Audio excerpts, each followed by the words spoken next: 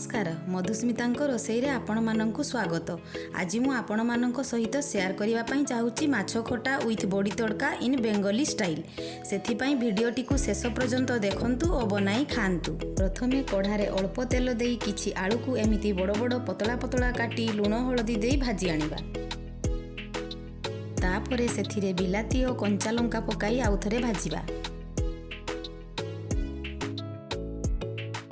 एबे गोटे आंबुल को अल्प पानी रे भिजाई दबा और किछि सोरिष को बाटी रखिबा।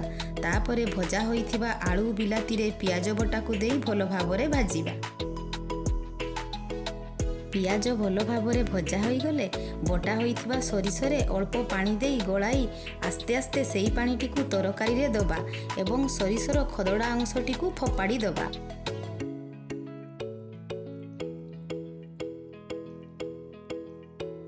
तापरे आवश्यक अनुजाई पानी देई ताकू घोड़ाई फुटिबाकू दबा। फुट आसिला परे सेथिरे भिजाई रखिथिबा आंबुलटी को देई दबा। ताकू आउ थरे घोड़ाई कंचा पानी को मरिबाकू दबा और मसला सहित मिसिबाकू दबा।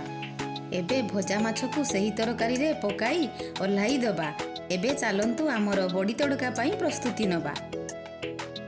तड़का पाई मु किछि सुखिला लंका किछि कला जीरा अल्प टिके सोरिष अल्प गोटा जीरा और किछि बड़ी नेइछि। कढ़ारे अल्प तेल देई से सबुतक को पकाई भलो भाबरे भाजी दबा। एहा परे आमे आगरु प्रस्तुति करी रखिथिबा तरकारी को छुंक लगाइबा। सेथिरे खटा अंशटी को बैलेंस करिवा पई अल्प टिके चीनी दबा।